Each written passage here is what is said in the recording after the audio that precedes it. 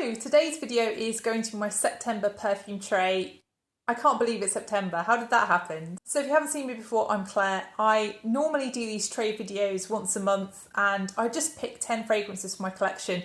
The idea of these videos really is to just make sure that I'm enjoying my collection to the max. I get reminded of things that I haven't worn for a while and I get to rotate through my collection. Really, this kind of video is about using what I have, enjoying what I have, but also just making me think about getting to know fragrances that are newer to my collection as well. So we've got a bit of both in this video. There are some real classics and then there are some newer fragrances. If you are interested in this kind of content, then please do press the like button and please also consider subscribing if you haven't done already. I do loads of content all about fragrance. I make videos all about perfume science, perfume history, perfume psychology, and I also just do straight perfume reviews and also fun perfume tags. So if that kind of thing interests you and you haven't already done so, then please do consider subscribing and please also press the like button. So today's video, I'm just going to look back at what I wore most during August and talk about what I did in August, and then I'll talk about the 10 fragrances that I'm picking for September and what my plans are for September.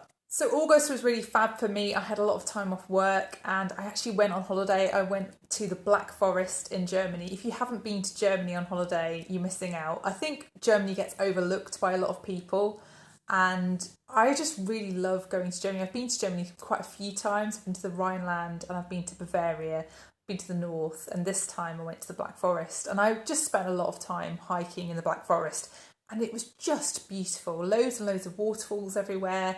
Really lovely to explore, really relaxing holiday. So yeah, really recommend going to Germany on holiday to do a bit of hiking if you're into hiking.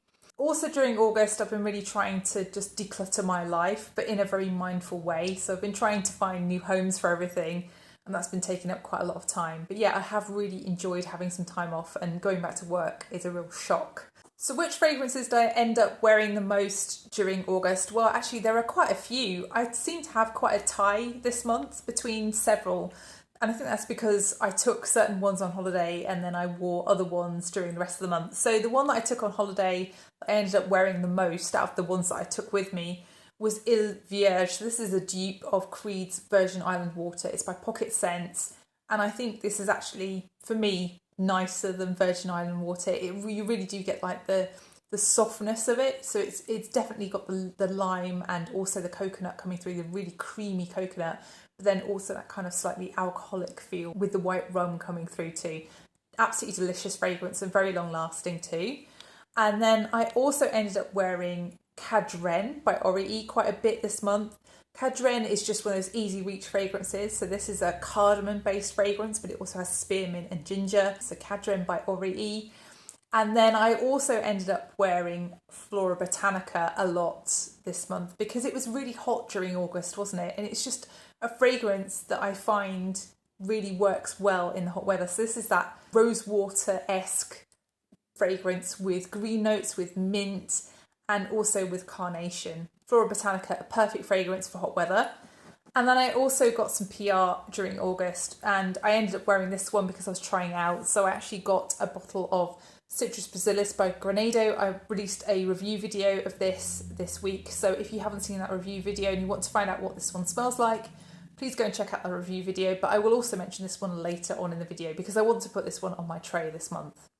So during September, what am I looking for? I'm looking for really back to work kind of fragrances. You know, work is a bit of a shock and I just want something kind of soft and ethereal, but also I want some woody fragrances. I want variety basically. I want everything. And I think this month I want sort of, you know, textured fragrances. I want some interesting fragrances, but then I want some easygoing fragrances as well. Let's go on with this. Which 10 fragrances am I going to choose for September? So the first fragrance for September is a relatively new purchase. I purchased it this year, but I've been using up the samples and now I'm on to the bottle. So this has really been something I've been waiting for because I've been waiting for the weather to cool down a little bit. And I feel like September, I can't really wait any longer. I just want to have this one on my tray. So this one is Diptyque Orphéon. So I was debating with myself which one to buy and I finally went for Orphéon. And Orphéon was really my first love from Diptyque, so I think that was the right choice. So Orphéon's just got something about it. I can't really put my finger on exactly what I like about it. It kind of starts off pink, smelling to me. It smells creamy, it smells floral, and it almost makes me think of like a really creamy soap, a pink creamy soap. But as this dries down, you get a foresty greenness, which I think comes from the juniper. You also get a powdery, almost makeup-y, woody kind of smell in the far dry down as well. But there's still this kind of freshness going through the whole fragrance that really just makes this a very everyday, but just still wow fragrance. Really pleased to have this in my collection, really long lasting, and I'm going to love wearing this one to work in September. So that's Orphéon by Diptyque. So the second fragrance is also a bit of an enigma to me. I find it really hard to pin this one down because there's so much going on in this fragrance. Every time I try it, I smell something new. So this is Unspoken Gesture by Jorum Studio, and the thing I love about this is the texture. There is so much going on with the texture of this fragrance. It really has a kind of human quality to it almost. So this is really a cardamom fragrance in the beginning, and actually as it dries down, the cardamom comes back again. It's quite an interesting arrangement of the cardamom in this fragrance. I don't quite know how they've done that. I love cardamom. I've been really into cardamom recently. One of my most worn fragrances last month was Cadrene, and that is a very cardamom forward fragrance. And this one has much more going on than the cardamom. There's really a very big powdery aspect to this. There's ambrette, there's kind of a nuttiness to this. There's also some mimosa, which gives it a polleny, sweet aspect, even a honeyed aspect. And then there's also something along the lines of almost a milkiness to this, but it's more of a riciness. There's a bite to this almost. This is really a floral gourmand fragrance, and I think the closest thing I could direct you to, if you've not tried this, maybe if you crossed L'Eau Papier with Fleur de Peau, I think this fragrance would be sort of the same family as those kinds of fragrances. So that's Jorum Studios' Unspoken Gesture. So the next fragrance I think I'd pitch as my most zen-like fragrance. This is the one that really makes me very relaxed, and that's what I need this month. So this one is from Saint Jardin, and it's Sandalwood Temple. This is my favourite by far from all of Saint Jardin's offerings, and I was gifted this one by Saint Jardin. They let me have, pick over their range, and this is the one I chose because I tried out all of their fragrances and this one had come out on top. I just think this one is the most versatile, it's the most wearable of their range, and that's why I wanted this one in my collection. So this is sandalwood in all its forms. So it's a spicy sandalwood, a woody sandalwood, and even a slightly smoky and milky sandalwood. So much going on with the sandalwood here, but really one of the best sandalwoods that I've smelt. And I just find this one really good for work because it lasts a long time. Some of Saint Jardin's fragrances are not great for, how long they last. Actually, I was wearing Revolution de la Fleur only a few days ago, and I find that one's gone in a couple of hours, and that's really disappointing. But this one, all day, no problem. So that's Saint Jardin's Sandalwood Temple. So this next fragrance has been inspired by me filming my collection video. I got reminded of this fragrance in my collection, and I had to put it on my tray this month because I said in that video that if I were to get married again, this would be my wedding fragrance, especially if I was getting married in springtime. So this one is Balenciaga Paris. So this is a very old fragrance that's long discontinued, and I just forget that I own this sometimes. And every time I retry it, I'm wowed by how good this is. So this is really the anti-insolence to me. It is a violet fragrance, but there's also violet leaf here, and that adds a cold aspect to this fragrance. It's still powdery, it's got carnation, but it's a much more kind of subtle powderiness, and it's more sort of a floral powderiness overall. It's really quite makeup-y, and it's even got a bit of a vintage vibe about it, and I really love carnation in fragrances. I think it really makes things stand out because carnation is so underused now, and that's why I'm going to be wearing this one because I just love that powdery aspect. I find it really huggy and enveloping, and it just feels elegant, this fragrance. That's why I would wear this one to my wedding. So yeah, Balenciaga Paris. Next up is a fragrance that means business. I think this fragrance is so distinctive, and it's really my best interpretation of leather. This one is called Étui Noir, which actually means needle case, and traditionally needle cases would be made of suede, really, wouldn't they? And this is by Miller Harris. So Miller Harris is one of my favourite brands, and Étui Noir, I just really love the buttery, soft, leathery aspect of this fragrance. It's really an iris and resinous leather fragrance, but the leather here is just so soft and supple feeling, and it does verge into the territory of suede, but I think it's really more leathery overall. And I love that. I love that this is distinctively leathery rather than suede, because I have loads of suede fragrances and this is just something different in my collection. This is one of my favourites from Miller Harris, and really this fragrance is very strong and very long lasting. Not obnoxiously strong, but you know, it's a punchy one. I think for me, leather more so than suede can be a really troublesome note. Sometimes I just don't like leather fragrances. And the reason for that is sometimes they're a bit too green, sometimes they're a little bit too harsh, sometimes they've got a bitterness to them almost. And this one doesn't have that. There's no saffron here, there's no nasties lurking. It's really just a really enjoyable, buttery soft leather fragrance with some hints of some resins and also with that lovely powdery iris. So yeah, Étui Noir, definitely one to sample from Miller Harris if you love leather. Next up is a fragrance that I always think of as one of my power fragrances, and I've got some big meetings in September and I've got to also do some lecturing in September, and I might wear this for one of my lectures because I think it's just one of those fragrances that is quite impactful, and it really does have quite a throw to it in a way, quite a trail, I guess. So this fragrance is A Rose For by Floris, and the thing I sort of compare this to almost is something like Halfetti or Portrait of a Lady by Frederic Malle. You know how impactful and how, you know, punchy those fragrances are. To some extent, I really love those fragrances, but on me, they just don't work. They're too loud. This one is still loud, but I really enjoy wearing this. So this is a drier rose and an almost sort of woody tea fragrance.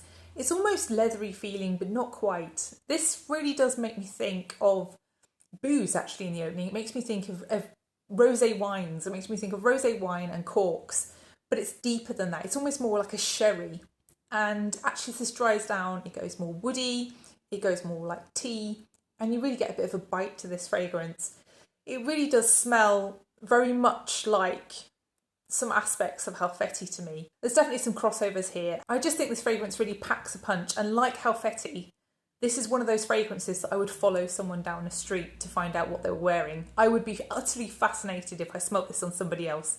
So that's Floris A Rose For.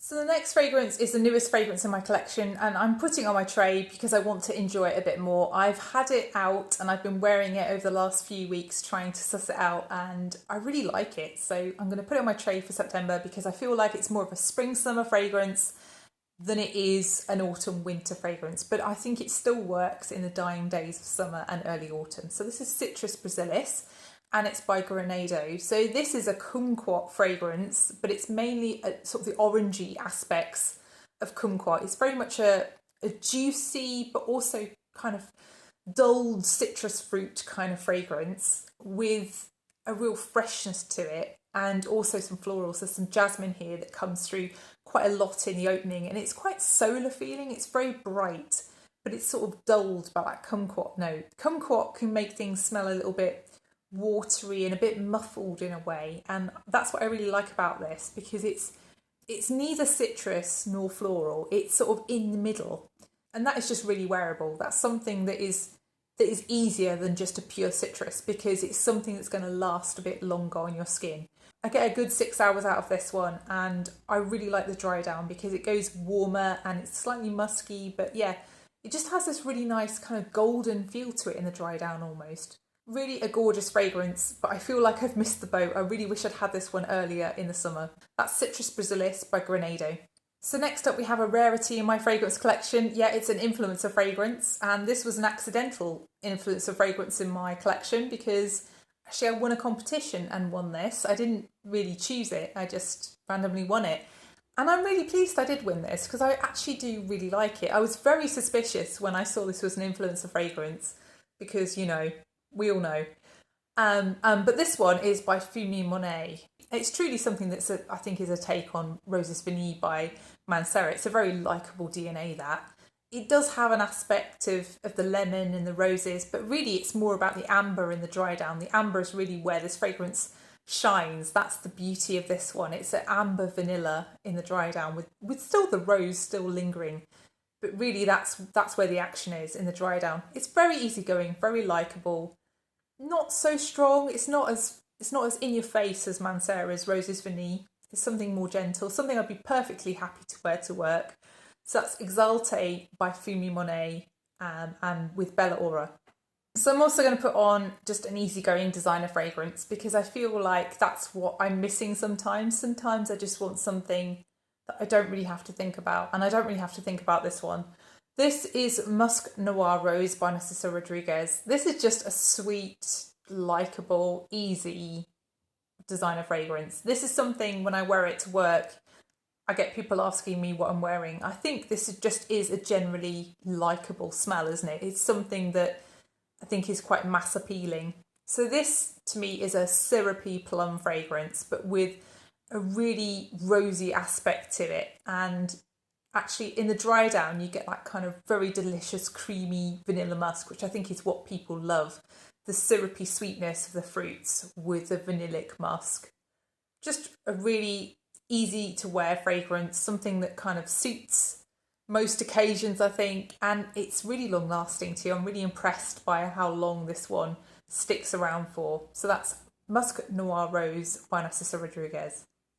And the final fragrance is again one that I rediscovered by filming my perfume collection. It's one that I had reached for this year, but I saw it languishing at the back of my collection. I thought that just needs more love. It needs to be worn and enjoyed. So this one is Madonna's Truth or Dare, and this fragrance, when I first spray it, I get a slight animalic feel to this. I guess probably the white florals do have some kind of indolic aspects to it, but actually this calms down pretty quickly. So in the opening, it's more about the tuberose and also the jasmine.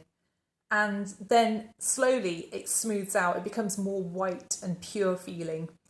And actually, I think it's probably the gardenia that gives me that feeling as it dries down. There's also lily here, but really it's just a white floral fragrance overall. And I think this fragrance was actually supposed to be emulating Fracas by Robert Piguet. And there's actually a bit of story attached to this. I don't know whether this is true or not, but apparently Robert Piguet were on the cusp of suing Madonna's fragrance line. And then they realised that this fragrance release caused a huge increase in interest in their original fragrance. And then they stopped trying to sue Madonna. So yeah, I think this is something that is really very widely regarded as one of the best celebrity fragrances, full stop. So I'm pleased to have this one on my tray this month. And I really just want to enjoy it to the max. I love how flat this bottle is. You know, if you're going out with something and you want to top up in the evening, this is an absolutely perfect bottle to just slip into your handbag because it can just fit in a side pocket. So yeah, Madonna's Truth or Dare is on my tray and it's my final choice for September. So that's the final fragrance in this video. I hope you've enjoyed it. If you have enjoyed it, then please do press the like button and please also consider subscribing if you haven't done already. And please let me know what you've been wearing already in September and what you plan to wear for the rest of the month. What are you in the mood for? Are you looking forward to any new releases? And also thank you so much for watching and I'll see you in the next one. Bye.